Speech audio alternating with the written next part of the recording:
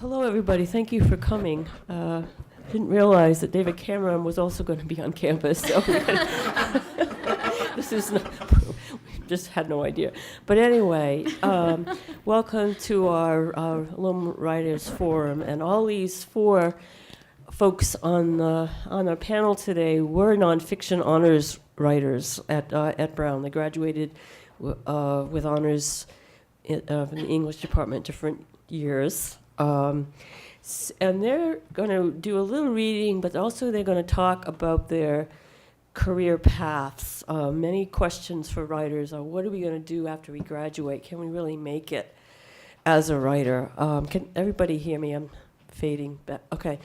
So they'll tell you a little bit about their careers. They'll read a little bit, and then we can open for questions. Ask them whatever is on your mind in terms of being a writer. So after you graduate, what kind of pathways and obstacles, especially economic obstacles? It's hard. Okay.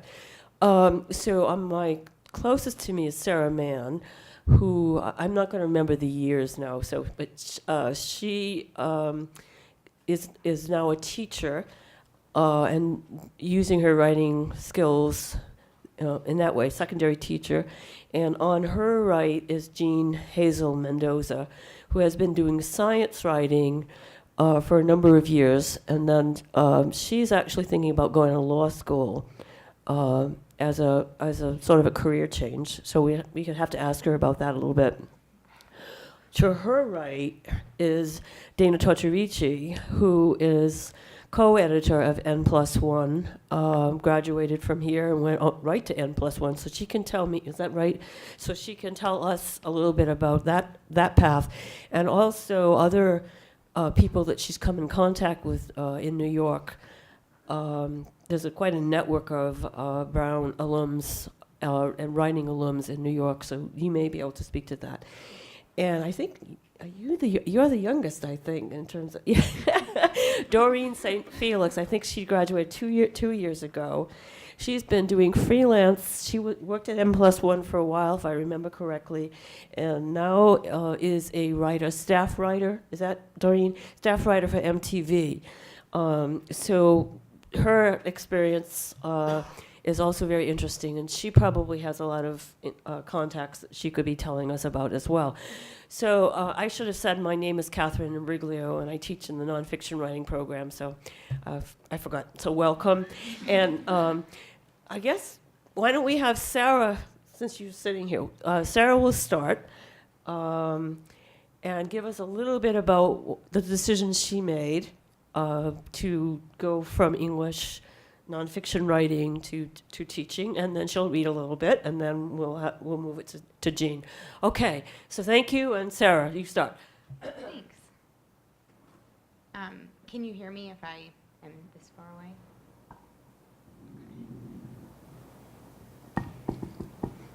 So I was thinking that I would tell you just a little bit about what I've done since I graduated in 2010.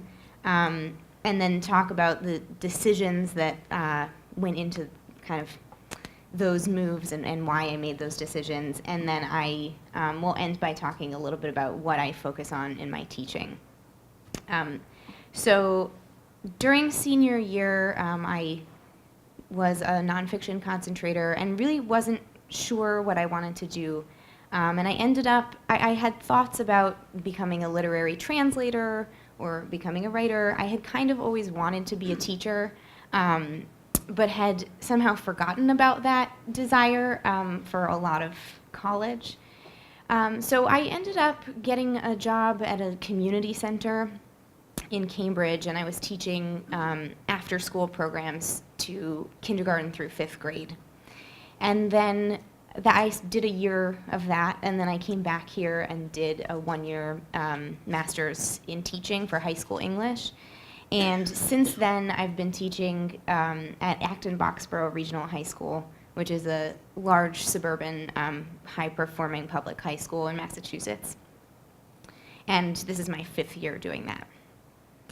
And I think one of the things that I was thinking a lot about as a senior here was how to find a way to fulfill a lot of different needs that I felt I had in a career or kind of in a work-life balance.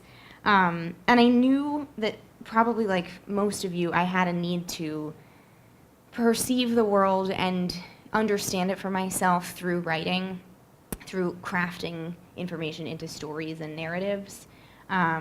And I felt like I also had a need to be creative and to be constantly learning, and I knew that I wanted those in a career, and I thought I could get those through writing.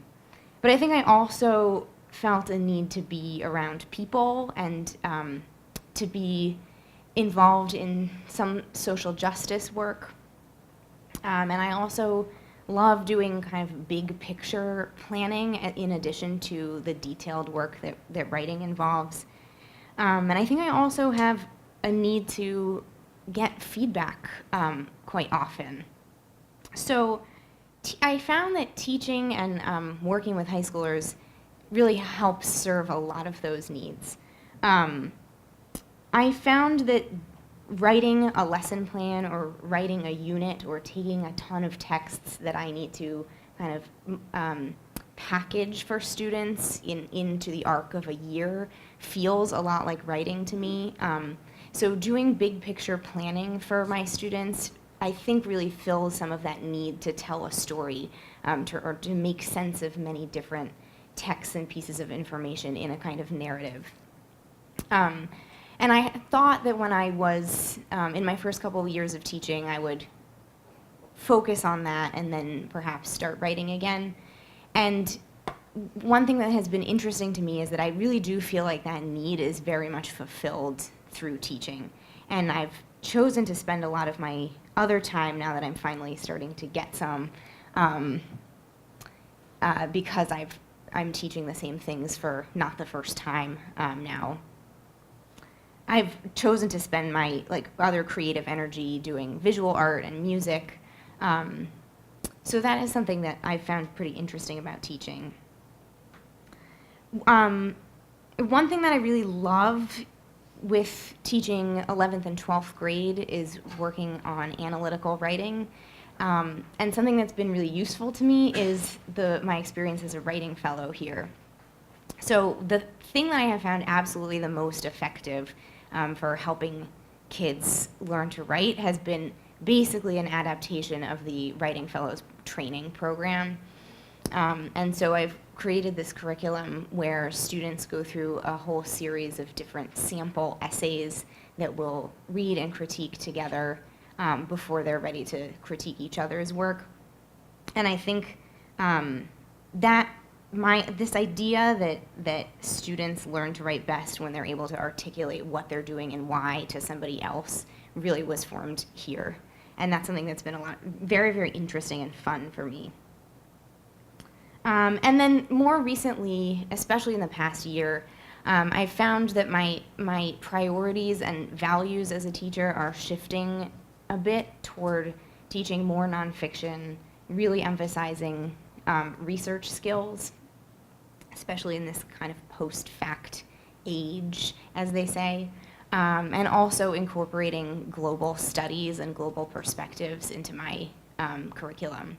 So those are some things that I'm working on. Do I have time to read a little bit? Yeah. Okay. So there are a lot of different types of writing that you get to do as a teacher. Some of them are writing IEPs and emails to parents and syllabi and things like that. But you also get to model for your students how you want them to be writing. So I thought that I would just share a little bit of a piece that I wrote for them my first year teaching. We were working on a unit on social critique, and they were about to read a modest proposal. So I'd spent the period, we were working on some historical context. Most of you have maybe read it, but it's an 18th century satire criticizing the way British Protestants treated Irish Catholic farmers. So I finished class with about 15 minutes left. It was a Friday afternoon, and I gave students those 15 minutes to read. And of course, it was a Friday afternoon. These were juniors. Nobody read. And so I sat down and kind of felt like a failure and just started taking notes on what they were doing instead of reading. And then I wrote a satire for them. So here's what I came up with, and this was a model for a project that they ended up working on. I'll read some parts of it. It's called Reading Beyond the Page, Cutting Edge Study Strategies Among 11th Grade Students at Acton-Boxborough Regional High School, from the American Journal of Innovative Reading Practices. Acton-Boxborough Regional High School is nationally recognized for its academic achievement. It was a site of specific interest to this journal because average student scores on standardized reading tests are among the highest in the nation. This study aimed to identify and describe the strategies AB students use when they read, in order that such practices might be adapted to be used by more students in America's race to the top. This article describes the innovative reading strategies that 11th grade English students in the accelerated and enriched level exhibited from 1219 to 1234 on Friday, March 1st, 2013, in room 142 South.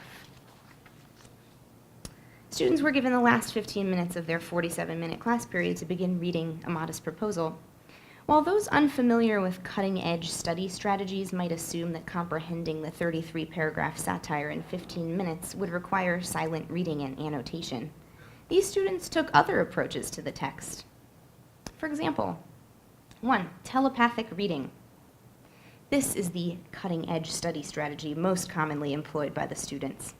Rather than physically look at the page, these students placed the handouts in their backpacks or under other materials on their desks and looked at other objects in the room, such as iPhones and earbuds, for clues as to the content of Swift's essay.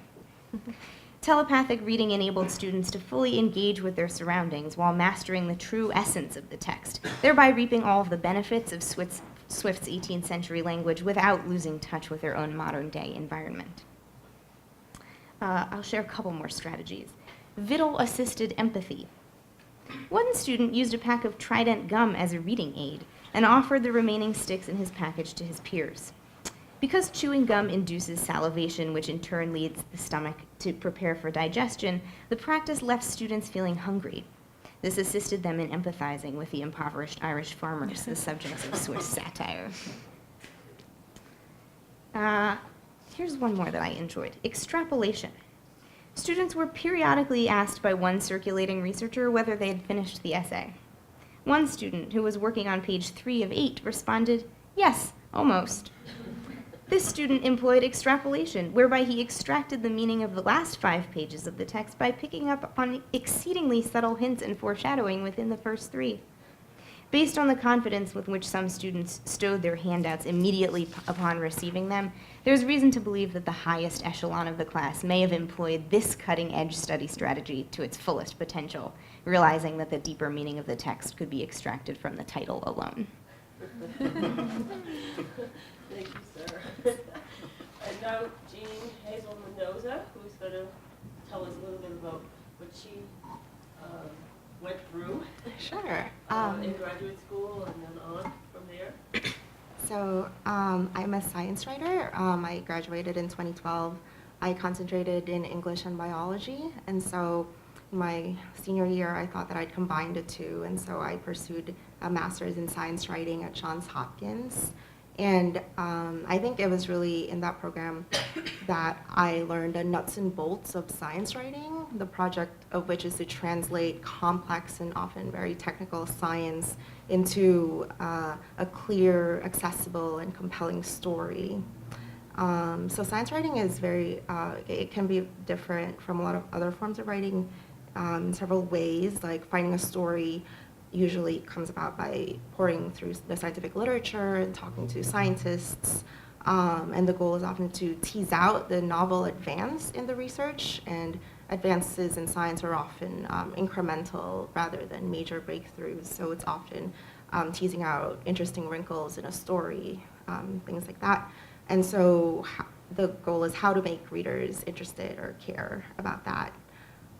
So it's often a balancing act between, like you don't want to simplify or dumb down the science for the reader, but at the same time, you don't want to overhype or sensationalize the research. So it's really important to achieve a fair, balanced, and accurate reporting, and to really get the science right and ask researchers the questions.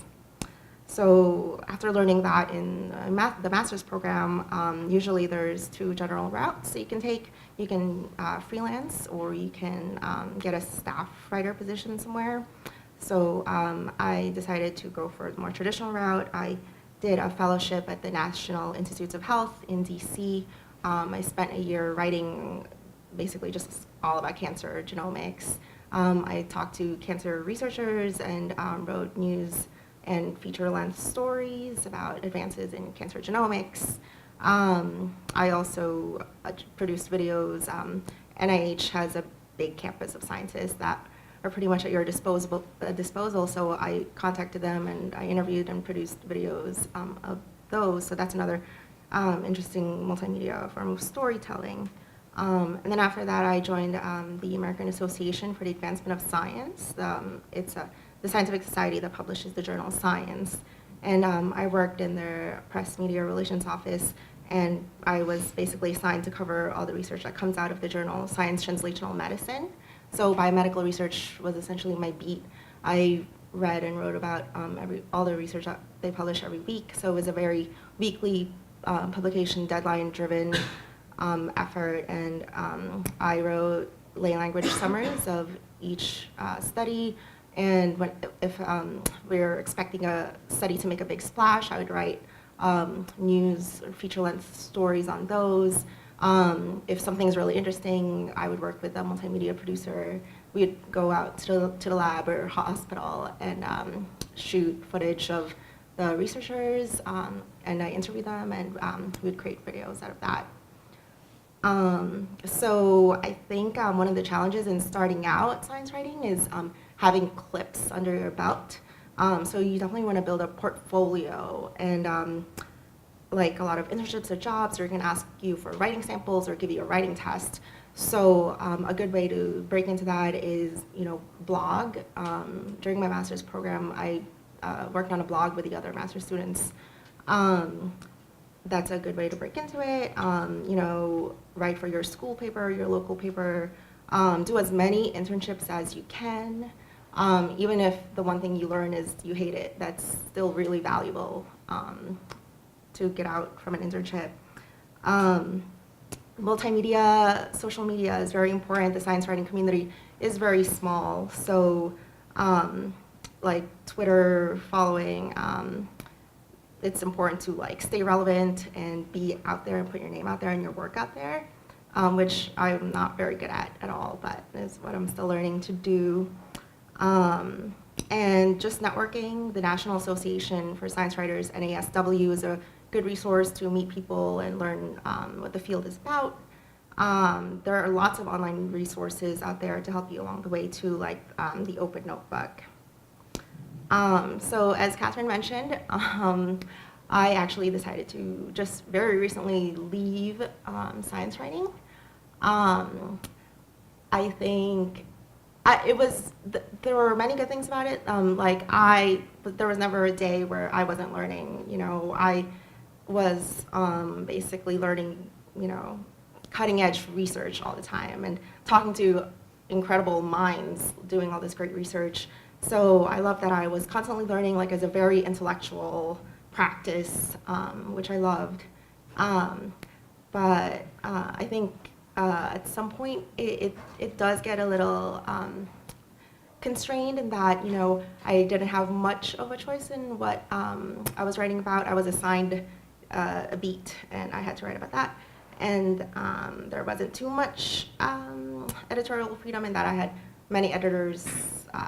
It was good to have feedback, but I had to basically please many different types of editors. And I remember during one meeting at one point, someone said, "Oh, thank you for this beautiful product." And then I thought, "Oh, product, right, of course, this is to make money." and I knew that, and I guess I was naive to think, oh, this is my craft. But, it's the real world, and, in the end, it is to sell something. And so at that point, I just decided that maybe this is not something that I would want to keep doing for the rest of my life. And I thought, I love writing. I always knew I wanted to be a writer, but I feel like being a writer is a part of my identity, and that I'll always keep writing, and that I don't have to be a writer for a living. And so I learned more about law and from a friend, and I feel like it applies the similar skills, reading and writing skills and analytical skills. And instead of me basically every day in my office reading scientific papers, I can apply the same skills to legal texts and use writing in service of society in that way, in a different way. And so I'm currently in the middle of that process right now. Thank you, Jill. Okay, now Dana? Were you going to read anything? I'm sorry, excuse me. Okay. Yes, Yeah, I'll just thank read you. a little Yes. short piece. It's called Man with Paralysis Regains Sense of Touch Thanks to Brain Implant. Thanks to a brain implant, a man with paralysis has regained a sense of touch in his hand, sensations that he described as mimicking natural touch, according to a new study in the 19 October issue of Science Translational Medicine. The device allowed him to control and sense touch through a robotic hand, paving the way to improving neuroprosthetic devices for patients with paralysis, amputations, or stroke. About 10 years ago, Nathan Copeland was in a car accident that injured his spinal cord, leaving him paralyzed in the arms and legs. Now 28 years old, Copeland used a robotic arm to shake hands and fist bump President Barack Obama at the 13 October White House Frontiers Conference in Pittsburgh, Pennsylvania. Quote, "If you take away someone's sensations, they actually have a very hard time doing anything at all," end quote, said Michael Bonniger of the University of Pittsburgh. Quote, "For us to really get the promise of neuroprosthetics, we need to get to the point where we are integrating both the motor side of the human body and the sensory side of the human body," end quote. "The study takes a huge step toward that goal," said Bonniger. Copeland underwent brain surgery in which 4 small electrodes were implanted into the somatosensory cortex, the part of the brain that controls touch. The chips can send electrical signals to directly stimulate brain cells in this region to recreate the perception of touch, bypassing Copeland's spinal cord. While the technique known as intracortical microstimulation has proven promising in animal studies, quote, "What was unknown previously was how that would feel like in humans," said Bonniger. And I'll just skip to the end. Neuroprosthetic limbs still have a long way to go before they are fully dexterous or allow patients to discern between hot and cold or different textures. Still, the findings lay the groundwork for restoring lifelike sensations in patients with paralysis, amputations, or stroke. Quote, "There's an amazing potential for the technology to apply for all types of neurological disorders," end quote, said Bonniger. Okay, thank you. All right, now Dana. Thank you. Can you hear me okay?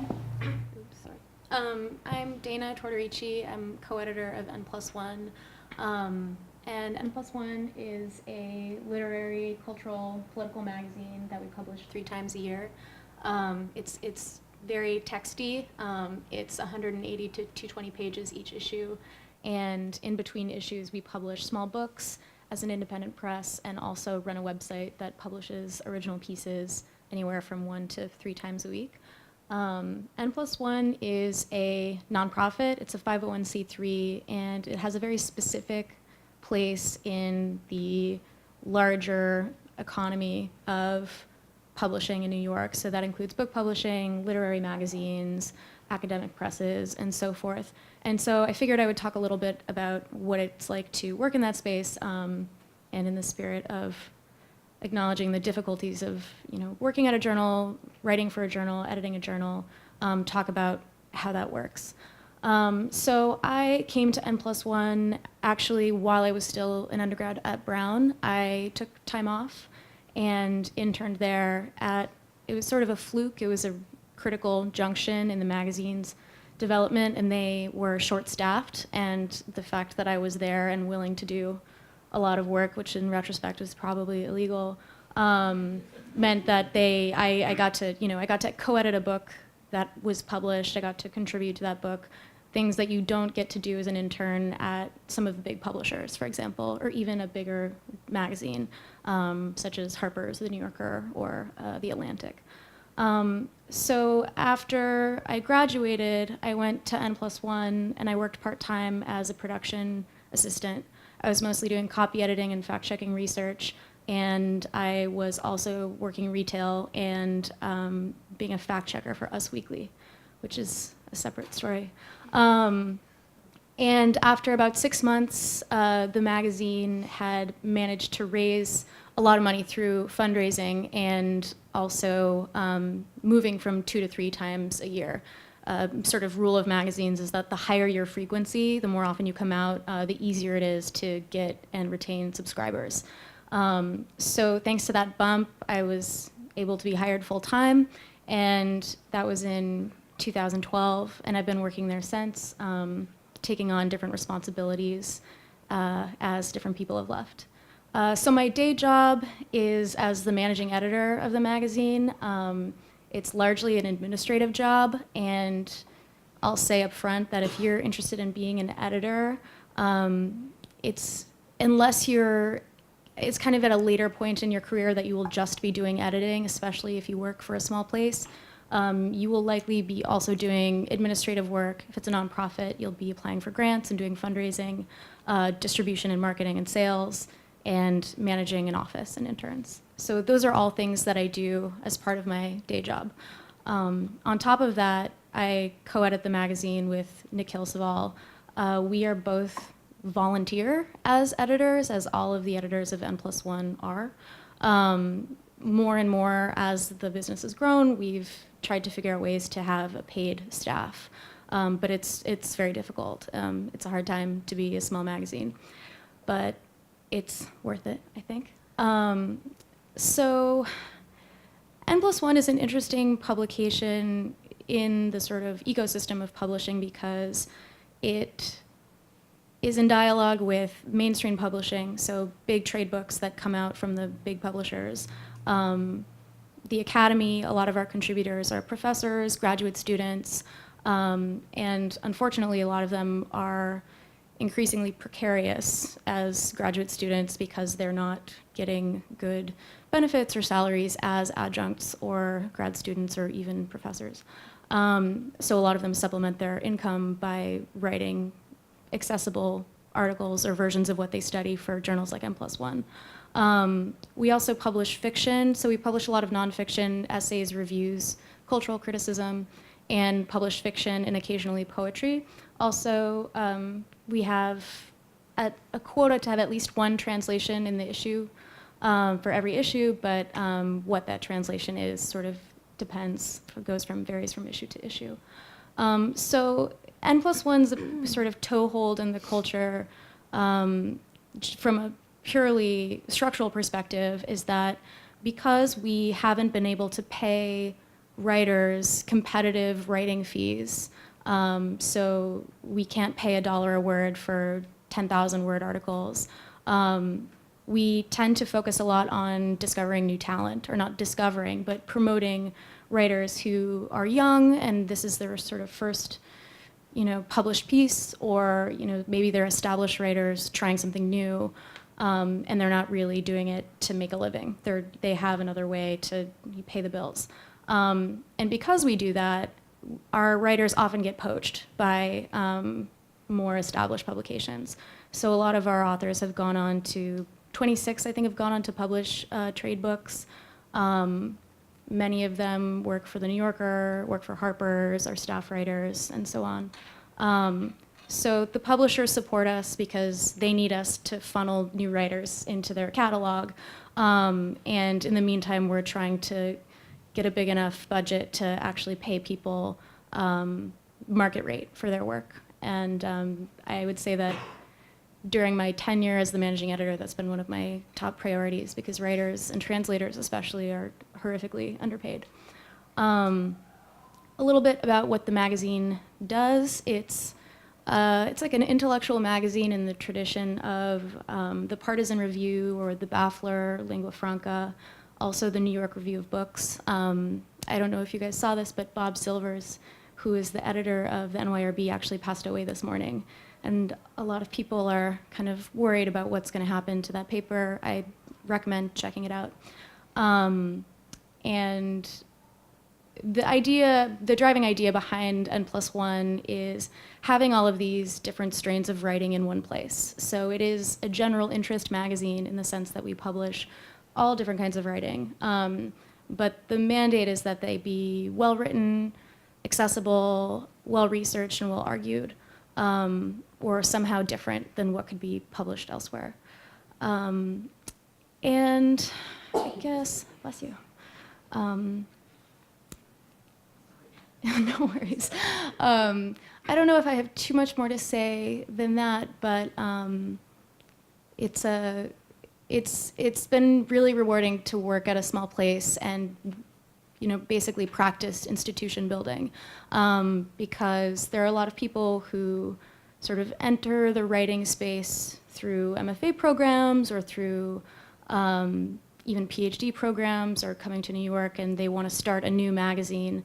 But it's really difficult to get a magazine off the ground, and I think what we really are lacking in the quote-unquote marketplace of ideas, of publications, is these sort of middle-rung organizations. So there's basically small businesses, but they're not fledgling, they're not just a Kickstarter that's going to die out in 2 years, but they're not the big heavy hitters that have been around forever. So if anyone's interested in learning more about that, you can come talk to me. Oh yeah, and I'll read a little bit of a short piece. So in addition to editing the magazine, I'm a writer. I write a lot of literary criticism and cultural criticism, and I'm gonna read from a short piece I wrote about the novelist Elena Ferrante, when her identity was exposed in the New York Review of Books. She goes by a pseudonym. She's not interested in anyone knowing who she is. And her argument is that basically you shouldn't have to be on social media. You shouldn't have to put a face to a name. You shouldn't have to relentlessly publicize and promote your work to be a writer. The idea of writing is that you don't have to show your face. What is it we want from our authors? Too much and of the wrong sort. A writer publishes 7 novels, and we ask that she sit for a picture. She signs with the name she chose for herself, but we want the one on her passport. We demand her presence at the Frankfurt Book Fair, her presence at the Strega Prize ceremony, her life story, her real estate records, and not for the scholarly reasons that we pretend. The truth is we feel entitled to our celebrities and consider publicity the price of fame. Elena Ferrante, an answer, reads the headline of the latest attempt to reveal her identity, to which one might ask, an answer to what? For an anonymous author, Elena Ferrante is not stingy. She has given many interviews, usually through written correspondence, and furnished her critics, with ample material to aid in the task of interpretation. She has shared her literary influences, her political views, an account of her process, and her working definition of literary truth. She has also explained ad nauseum her insistence on being absent as an author, her refusal to appear in public as Elena Ferrante or publish under her given name.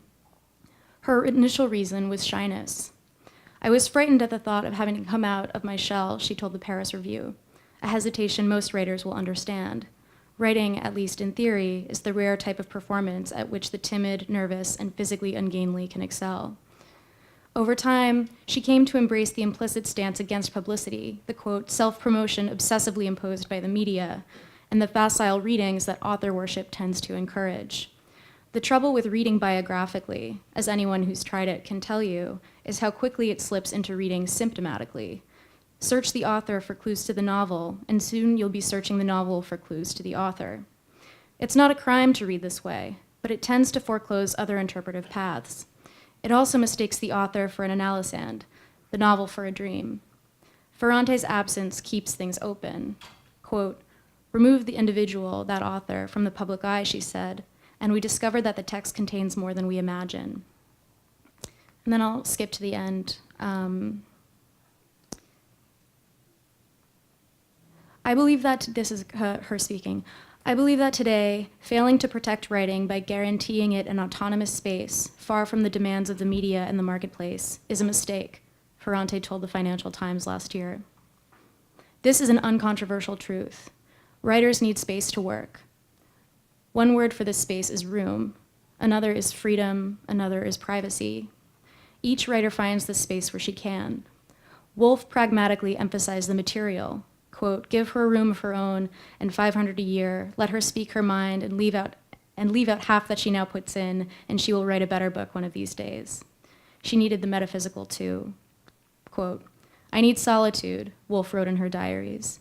I need space, I need air, I need the empty fields around me and my legs pounding along roads and sleep, an animal existence.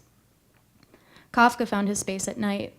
Quote, the burning electric light, the silent house, the darkness outside, the last waking moments, they give me the right to write, even if it be the most miserable stuff. And this right I use hurriedly. That's the person I am. When she was young, Dorothy West asked her mother for permission to close her door so she could think, and to lock it so that she could write.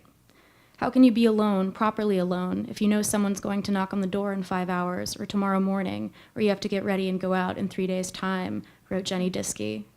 Marianne Evans found psychic space in the name George Eliot and in the protection of George Henry Lewes.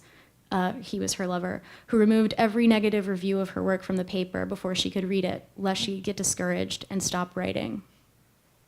I'll stop there. Sorry. Getting worse and worse. Doreen, Okay. Can about your path. yeah? Can you guys hear me? Okay, great.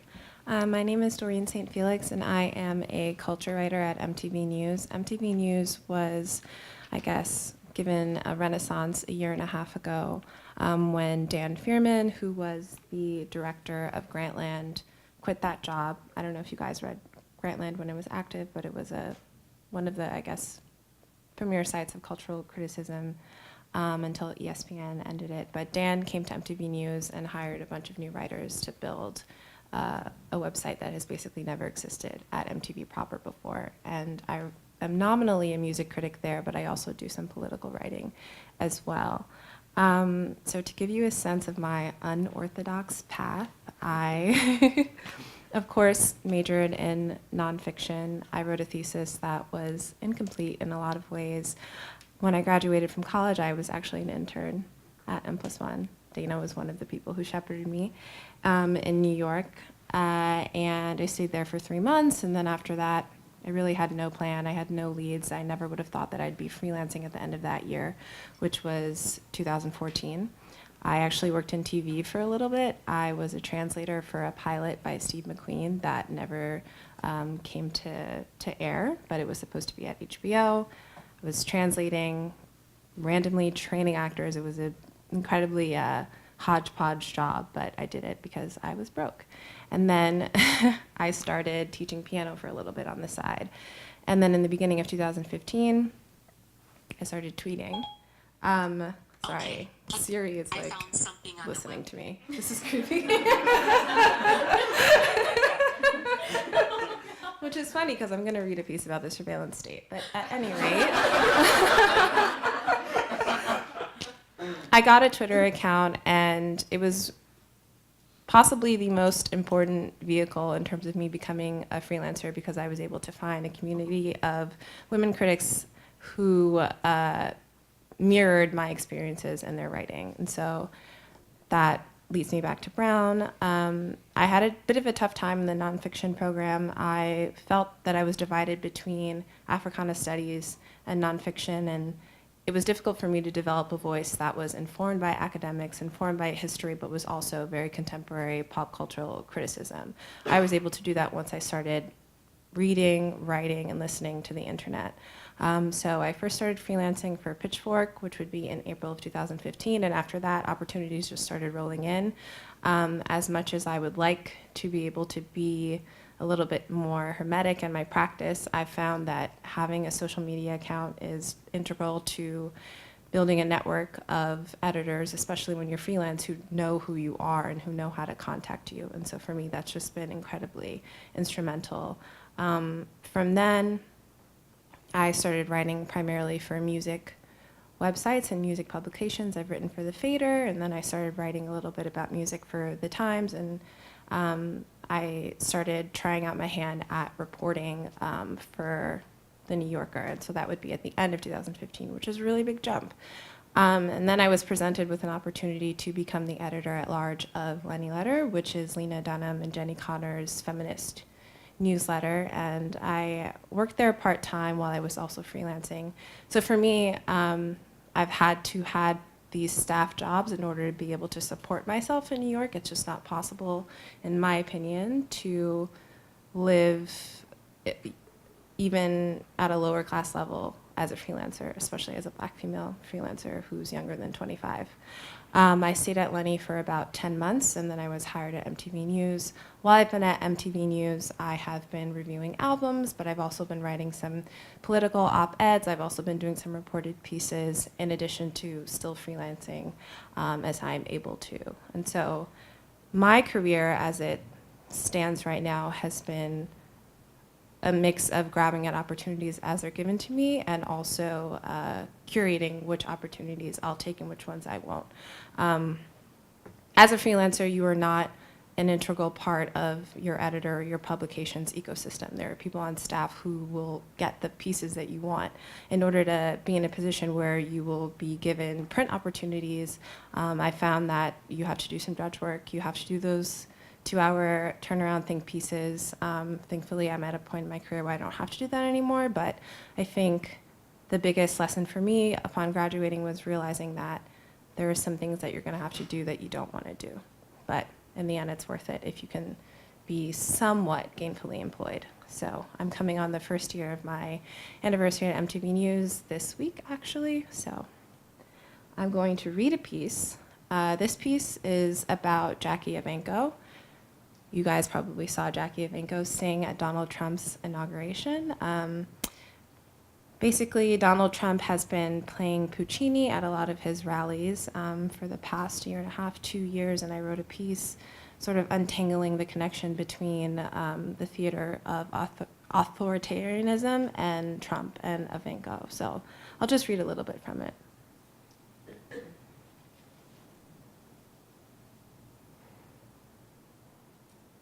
Evancho's signature aria comes from Puccini's 1918 comedy opera, Gianni Schicchi. O mio bambino caro, O my beloved papa, is a petition from a daughter laid low by her father's disdain for her true love. Evancho's post-America's Got Talent career evolved into a negotiation between traditional opera, Andrew Lloyd Webber-directed Broadway overtures, and the accessible classical, a cross-pollinated movement termed classical crossover music. She's duetted with the matrons of the genre, like Sarah Brightman and Susan Boyle, and has had albums produced by adult contemporary maestro David Foster. The release of her debut Christmas EP, Oh Holy Night, made Evancho the youngest American solo artist to ever go platinum. She's reliably successful, but her popularity is contained. Classical crossover artists are susceptible to different winds than most pop stars. Their fame is depersonalized, prolonging the sensation of sinlessness. Not everyone can live up to these exigencies. Charlotte Church, for example, bowed out in time to become a pop singer. But Evancho, now 16, thrives. Her projects seesaw from Latin to English, Handel to Kenny G, arias to saccharine original ballads. She sings Puccini. Maybe Trump sings Puccini too. At his rallies last year, Luciano Pavarotti's vintage performance of the Nessun Dorma aria from Puccini's opera Turandot often blared out. Pavarotti's widow requested that Trump stop playing it because of the dissonance between the messages the candidate was sending and the philosophies of the late tenor. Though it's considered his signature aria, Nessun Dorma isn't Pavarotti's. It belongs to popular music, and it became a standard in the 90s, when recordings of Pavarotti's rendition were played at state sporting events, like the World Cup and the Olympics. The final line, sung from the sleep-deprived, narcotic perspective of a man convinced of impending romantic victory, repeats 3 times, I will win. It's a fitting echo of the incoherent zeal of the president-elect's late-night Twitter bulletins. And I'll skip forward a little bit. Appropriation is one way for novel authoritarian regimes to grasp at a culture, making what was old new again. In the 1960s, Haitian dictator François Duvalier reworded the Lord's Prayer in adulation of himself, calling it the Catechism of the Revolution. Hitler and the Third Reich had Wagner in the 1940s. Going by this rule, Trump's perceived love of Puccini has been taken as a fascistic inheritance. At some point, appropriation reconstitutes meaning, and the origins of art signify less than its applications.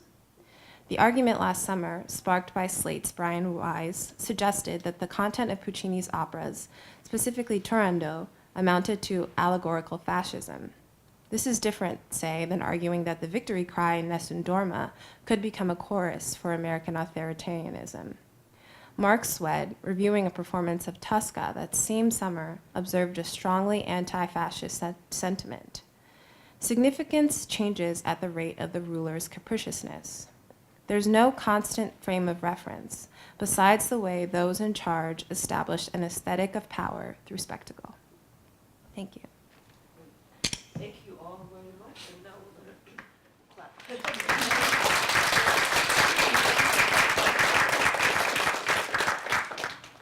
So, open it to the audience.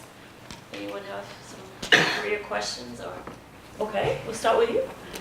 This is a question for Doreen. I was wondering about your sort of process of starting at MTV and defining what that new website might have meant, maybe in relationship just for like the medium scale publication conversation you were having. Yeah. Like, what kind of voice were you sort of considering as sort of or platform voices as a part of MTV? What kind of involvement in that process were you having, and what kind of considerations of the previous market of MTV and changing market of publications was involved in that sort of definition? Did everyone hear the question? Could you all hear? Okay, good. Okay, great. That's a really good question. So I started MTV News about 4 months after it had its soft debut, as it were. So there was a little bit of constitutional work that was done before I even got there.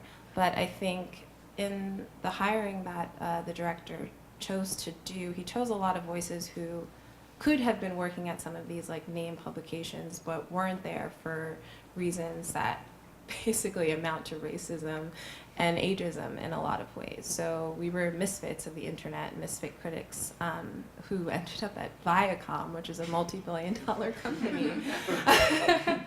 And so I think it's been quite difficult having 25 to 30 years of history on your back that goes directly against the kind of writing that you'd want to produce. But for me, it's been about, it's really important to cultivate a specific audience as much as it's a numbers game. The trade-off is when you work at a company of that size, they're not really looking for your website to make money. There's no way that we're going to make money that's going to compete with MTV, the channel, because all they do is run Friends reruns. So it's interesting that there's been an ironic and unexpected freedom in working for a company that is that big. I don't know how sustainable the model is, of course, because there's going to be, it's inevitable that the desires of the linear, which is the TV channel, and the desires of the website will clash, especially in a political era where the response by a lot of these companies, like Viacom, has been to be politically neutral, whatever that means. So I think for me it's been about milking as much as I possibly can out of my current situation, and using that to force myself into some institutional spaces that I couldn't have gotten into otherwise. Another question. Go ahead. I guess this is a question for Dana. I was interested in what you said about coming to N+1 sort of like just as it was about to get a little bit bigger. And I was wondering whether you like know of particular publications or have a sense of maybe what is about to move into that like middle space. Like what side are trading? Where should we be applying to? Oh wow, that's a really hard question to answer. I think that the trend recently has been more in the vein of MTV News, that there's these new digital properties that are attached to mysterious sources of funding or like bigger capital investments. So, I mean, MTV is a good example of, there's a lot of really good work coming out of MTV. And you kind of get the sense it's like a sort of church-state separation, the way that, arguably the New Republic's art section, their lit section, and their politics section were in the old days. What are they? There's been a lot of activity. I feel like you would know too. There's like a lot of stuff at Fusion. There's now this website called The Outline that I'm still figuring out what it is. And yet a lot of people who are, have worked, who I know from, previous publications are now there. And what are the other ones? This might be a weird response, but Teen Vogue in a way. Teen Vogue. Yeah, Teen Vogue is interesting. Anyway, what else? As for the print magazines, it's a little harder because their model is more old school. They still, Harper's still has unpaid internships, which is pretty unconscionable. And it's one of the most labor-intensive intern applications I've ever seen. The New Republic has these reporter-researcher positions that are entry-level and sort of like internships, but more focused on fact-checking and are, I think, good if you're interested in journalism. But their arc has been also all over the place lately, and they were bought by the Facebook dude and then ditched by the Facebook dude. I don't know. It's hard to say. I think I would say that a lot of the name publications still have an internship model of upward mobility from within, like low-level or unpaid positions. And these opportunities that you see, sort of the new, well-funded digital properties, are kind of places you move over to once you have a little bit of a footing, and then do exactly as Doreen said, just really try to do the best work you can, collect your check, and then, have an eye out for the next opportunity. Does that answer? Yeah. Yes, oh, sorry.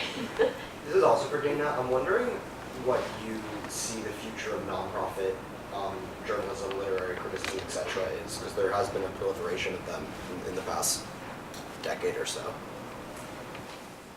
What do I think? It's hard to say. I think that most publishing, as Doreen was saying, is a money-losing venture. So either you have, again, a really wealthy publisher who pays for the entire operation, or you have some sort of like attached lucrative thing. Like another interesting weird thing that's happening is, you guys know Moleskine, those like fancy notebooks. They have a magazine now, and it's actually not bad. It's called The Towner, and it's about it's mostly writing about cities. And then there's another like deodorant, like bougie deodorant company called Aesop. They have a magazine. And Real Life is Snapchat funded.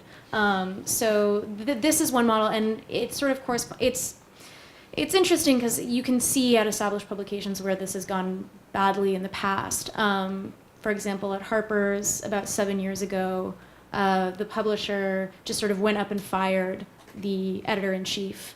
And when the editors and writers tried to unionize, everything kind of went badly.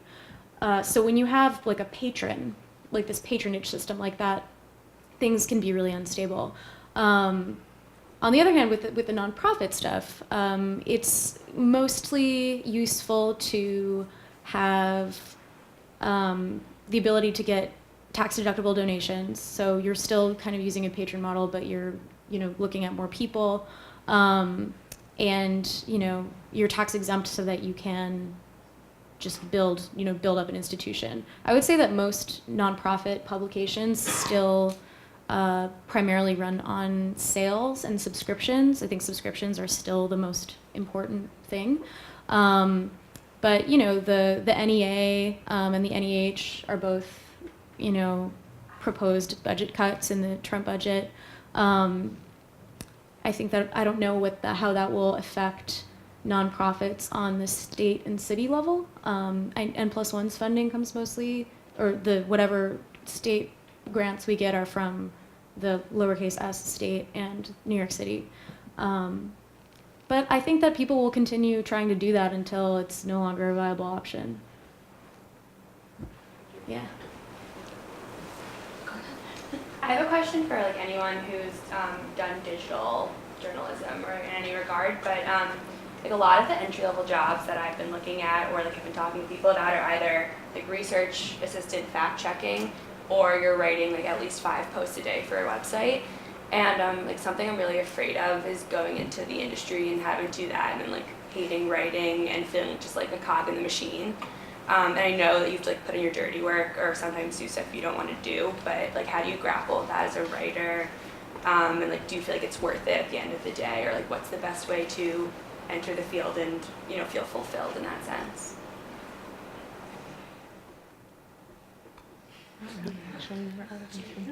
Yeah. Tell us, because you got frustrated, then maybe somebody else can pick up on that.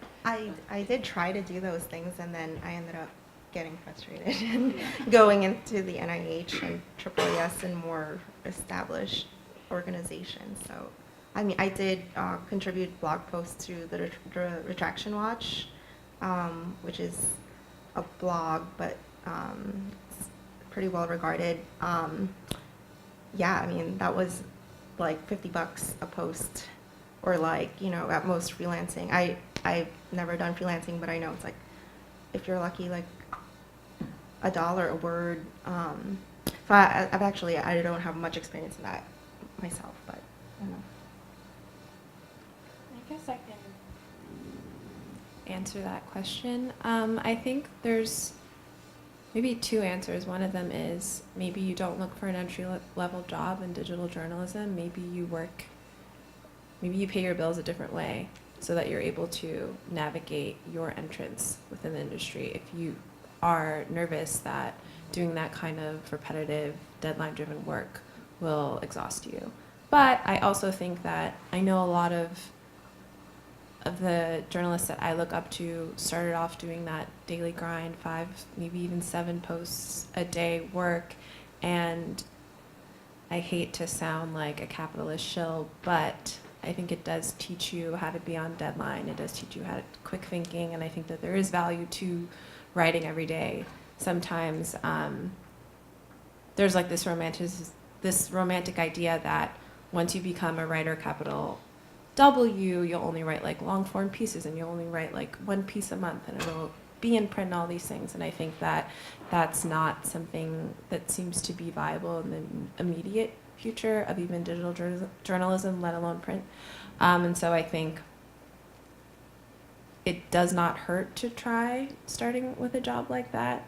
There were instances, like I said before, where I was doing things that felt like they weren't meant for me, and then I was able to learn a skill that, you know, you can't really learn in a nonfiction program in college because you just don't have those exigencies pressing down on you. You don't have the pressure of, you know, needing to get clicks and all that stuff. So it's a double-edged sword, but I think all young writers should consider that maybe removing economic pressure and economic anxiety from the situation might actually help you, just might make your love for writing a little bit more durable in the reality of having to both work and live. Just, I guess, to add a general comment, it's really hard to know which parts of a job are going to bother you to the degree that you really can't do it anymore, and which parts just end up kind of fading into the background of your daily existence. And I think, you know, it doesn't hurt to try it, and I think there is, in any job I've had, there's kind of a period of time when I may question whether something is right or sustainable, but I do think there comes a point when forces in your life will tell you, like, if this is something that you really can't stand and is soul crushing and is, you know, taking time or energy away from something you feel you need, it will become clear.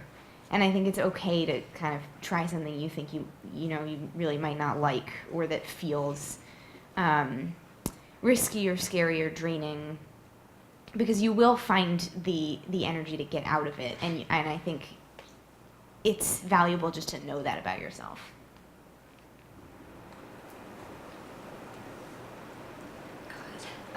It's just sort of like going off that question. For anybody that worked freelance, how much were you like working on one piece and like putting your heart into it and then trying to find a space for it versus like sort of like pitching a lot of stuff and just trying to get the quantity out there? And like, were you pitching finished products or just ideas, and like sort of how did that work?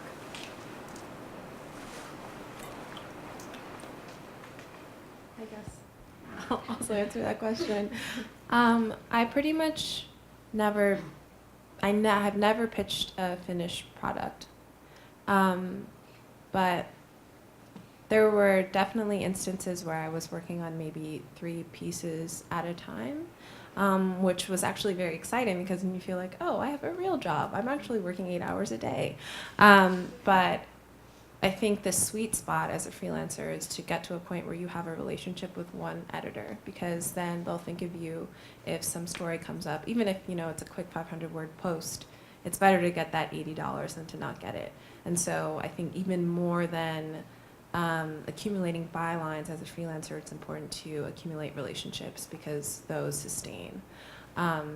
So yeah, it's a delicate balance, but once you have somebody who thinks of you every time some idea comes up and who also invites you to come into their inbox with ideas, I think that's the best position to be in. I don't know that people find very much success with pitching essays that have already been written. I think a lot of editors are resistant to that. But yeah, that was my experience. But I know Dana probably has thoughts too. I mean, I can speak to this from the other side. I rate freelance, but I've never tried to support myself on freelance. And because I have a day job, I don't have a lot of time, so I'm not in the position of really pitching very often. It's more just getting assignments and needing to take them or leave them. But as an editor, I can say that it really varies from publication to publication. So there's no hard and fast rule about don't finish a piece first, just do a pitch, or vice versa. The best advice I can give you is to really make yourself familiar with it's boring, but really make yourself familiar with the place that you're pitching and see what kind of things that they publish, because whoever's on the receiving end of that pitch is going to be really grateful that you've taken the time to do that. So you can reference other pieces that this is in the vein of, and really make a good case for why it's a good fit for them. At N+1, we've published both finished pieces and pieces that we sort of worked from the ground up. I think we have a higher success rate with the latter, just because every magazine or journal or website has its own editorial mission, and if you can work with someone from the beginning on that, it's more likely to end happily. And then, yes, as Doreen said, you can build a relationship, and that will help you in the future. But I will say that when a finished product has landed in my inbox and it's like basically done, I'm like so happy. It feels like a miracle, because editing is, especially if you care a lot about editing, it's hard work, and it's long work too. So especially if you're a fiction writer, or you're doing a kind of standard form of long-form journalism that is familiar to established places, I'd say if you have a piece, give it a try. The worst that can happen is someone will say no, or they might ask you to reconfigure the piece so that it's better suited to the publication. But it really goes both ways. Sorry, were you going to? No, I know you've been raising your hand for a while.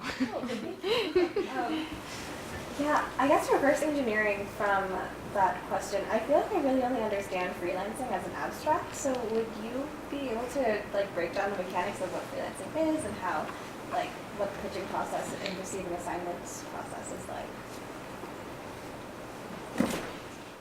I mean, it's really different for the kinds of writing that you do. I think.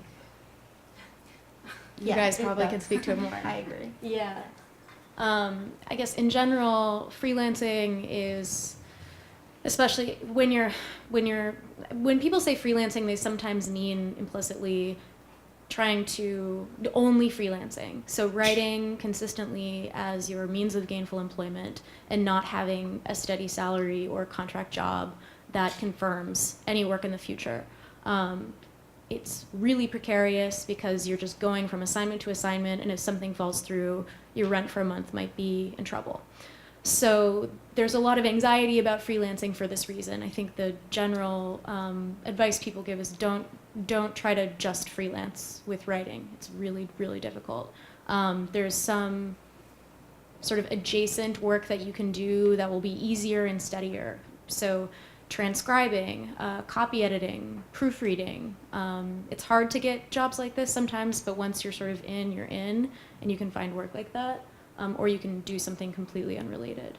As for what it looks like, I would say that for contributors to N+1, a lot of them are, they were writing majors, or they have MFAs from creative writing programs, and they create schedules for themselves to pitch stories, work on stories, and submit them. It's a lot of emailing and a lot of staying on top of your own deadlines, because if you're freelancing, you don't necessarily have an editor or someone holding you accountable. So it's really up to you to make sure that you're doing the work, which is really difficult for a lot of people. I personally would find it impossible. So there's an initial phase, I guess, of doing that, just kind of hustling to get a toehold. Then you'll have a combination of pitching work and sending work out, and getting requests or solicitations to pitch or write a piece, or assignments, basically. So like Doreen was saying, you work with an editor, the experience goes well, and then they say, hey, there's this new book that's coming out. I thought it would be perfect for you. Do you want to write a 700-word piece on it for X much money? And you usually have to balance that with, whatever else you have going on. If you have to turn down an assignment, that's okay. I think a mistake that maybe is not a mistake, but something that a lot of people do early is just say yes to everything because you just don't want to say no to anything. That's good, but I recommend being careful because you can really easily burn yourself out.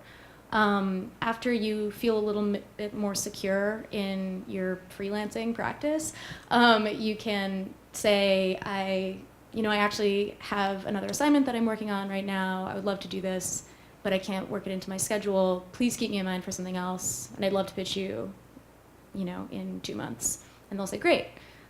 So it's a lot of relationship maintenance, in my experience. And that's what I see my writers mostly doing. I don't know. You guys have more experience on the other side. So I've never actually freelanced, but I know people in science writing who does, and they do it really well, and I admire them for that. So basically how it works is if you have an idea, if you have a story, you research an outlet, a news organization, find the editor who is most relevant to that subject. You can cold pitch them if you don't know them. You just send an email and say, dear so-and-so, I think this story would interest you. This new discovery has been made and it's significant because blah, blah, blah. And then you have a summary at the top, and then basically at the end you have a 1-paragraph sort of pitch. It's like an elevator pitch of this is the study, this is why it's important, that's main finding. It's basically like a 1-paragraph condensed version of the summary. And so based on that, if the editor likes what they see, they would work with you. That's how it is, at least for science writing. There's also this technical aspect to working for yourself, and that means that you are your own business, which means that you pay taxes differently, which I didn't know when I started as a freelancer. And so I just think it can be really exciting when you get your freelance check, because it's more than what your salary check would be, because there aren't taxes that have been taken out of it already. But it's really, so imperative that you take out about a third of that and put it into an account so that when tax day comes, if you do your taxes quarterly, which is an option, it'll be a little bit different. But so you actually have money to pay your taxes at the end of the year. Totally just logistical thing they don't teach you in college, but.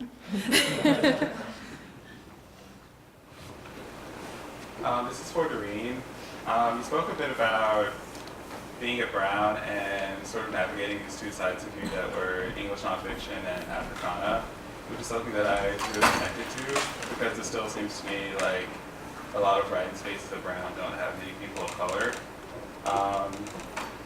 And the other side to that is that I expect going forward that's not going to really get a lot better. So I guess I was wondering how that impacts what sort of editors you seek out or should seek out, especially for somebody who writes about blackness along political and cultural terms. I was also wondering how that affects your usage of social media, because it seems to me like sort of sidestepping the possible problematic elements of editing through social media can be a really sort of empowering tool in a writing practice. Yeah, so to answer your first question, I really empathize with that. It can be difficult to be in writing classes where you don't have a representation of who you think your peers are amongst you. So if you're writing about something that is like blackness on cultural terms, as you so beautifully put it, and you're in a room full of people who don't even understand what that subject is, it kind of forecloses the possibilities of improvement, especially, but then also understanding. However, that experience of being, I guess, racially alienated within my place of study at Brown actually made me even more prepared to work with white editors when I started freelancing, because I was already adept at translating basically the importance of some black cultural event or black political event into language that they understood and into language that read to them as either important or something that could go viral, which is like the two poles that I think a lot of people who write on race feel on the internet. So I think even if you do feel a little bit alienated here, or that your writing is kind of towing the line between something that would be appropriate in an Africana Studies class versus in a nonfiction class, you should feel really great about being in that limbo, because in my experience and in the experience of a lot of my peers in writing now, it's been good preparation for them, and they've gotten successful in different arenas. So that being said, I don't really get to work with black editors at all. I probably can count all of the black or brown editors that I've worked with on one hand, and I think the number is 3, which in 3 years of working, that's incredibly abysmally low. But that's, an institutional problem. You look at the mastheads of a lot of these publications, and they're not editors there, let alone writers. Sometimes I think writers even feel that they have to sort of shepherd and collect black and POC writers on the internet, because there aren't official channels for them to, get these bylines, get these clips, and everything like that. And so ultimately, I've found that using my Twitter account and my visibility to shame people has been incredibly effective. People don't like to be shamed, and they don't like to feel ashamed. And often, if I send some kind of subliminal message about a piece that had been published that clearly did not have somebody with a perspective that wasn't white looking at it, sometimes you get a writer or an editor in your inbox who's just like, you know what, you're right. Other times they get really defensive, and other times people feel that you're accusing them of being racist. But that, I think, at the end of the day, is a good tension, and it's a tension that I like to stoke in both my writing but also my, I guess, public self. And so I would say for any black and brown writers who, if you feel like your intellectual perspective is ghettoized in whatever space you're in, that's because it's probably very good, and you should stick to that. one more question, and then you can talk to the writers. I know that you've been wanting to ask the question, so you get a last question, and then you can mingle. I had a sort of twofold question for Sarah that I think are related. The first is you mentioned that you knew it was important for you to have a job where you were learning and developing continuously, and I was wondering if you could talk a little bit more about the specifics of what kind of continuous learning you feel like is happening as a high school English teacher for you. And then the second, I think related to what you were talking about earlier, I mean the thing that so many people say about teaching high school is that you get burnt out really fast. And I was wondering if that has been, if you felt that kind of pressure anyway, and what are some like strategies you have for not getting burnt out? Those are great questions. So as for developing continuously, I think there are a couple of arenas where you grow in your first 5 years as a teacher. One of them is just about, teaching practice. What works best with students? What kinds of relationships am I going to cultivate with them in the classroom? Who am I as a teacher in front of the classroom? What are my values? Those are all things that I think have evolved for me. So for example, a couple of ways, I think I did my student teaching right here at Hope High School, and I taught 9th and 12th grade there. And I think I was very concerned with using class time efficiently, communicating as many skills to my students as I possibly could, sometimes at the expense of kind of getting to be myself in front of them, getting to laugh in the classroom. And so that's one thing that I think has really changed for me since then. So there's like that kind of personal growth with managing a classroom and finding new ways to get to know my students. I think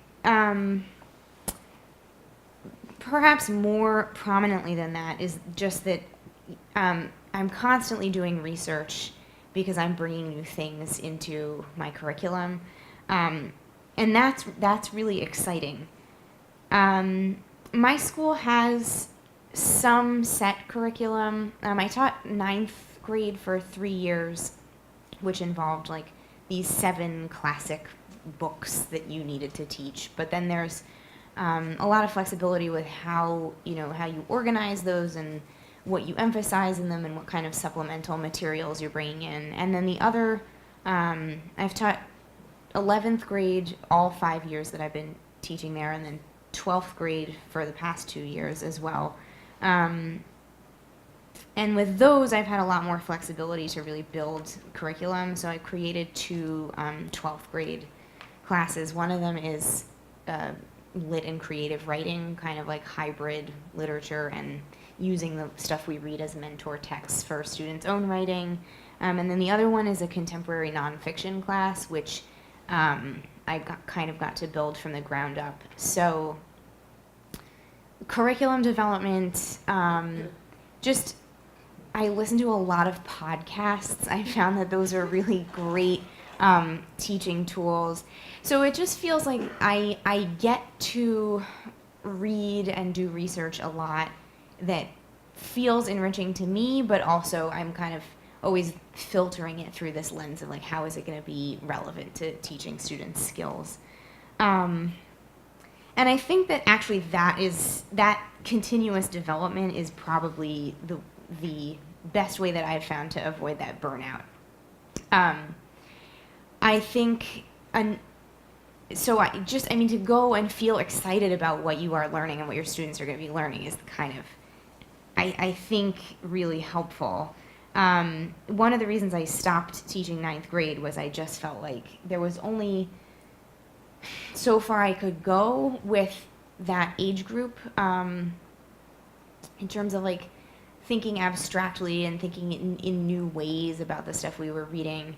And at a certain point, I just didn't feel like I was getting that much back. I wasn't like, it didn't always feel like the perspectives they had on what we were reading were very interesting to me. And so I think another thing about avoiding burnout is finding the right audience, or finding the kind of age group or demographic that you want to work with. And I ended up, even though like all of my jobs in college and then in my student teaching were in urban settings, I kind of just by chance ended up in this suburban high school that has its own kind of very interesting like racial issues and lots of different mental health issues that are going on right now. So I think that every school is going to have its own like challenges to think about, and if you can find a school where you feel well equipped to deal with those and interested in them, that also really helps with the burnout question.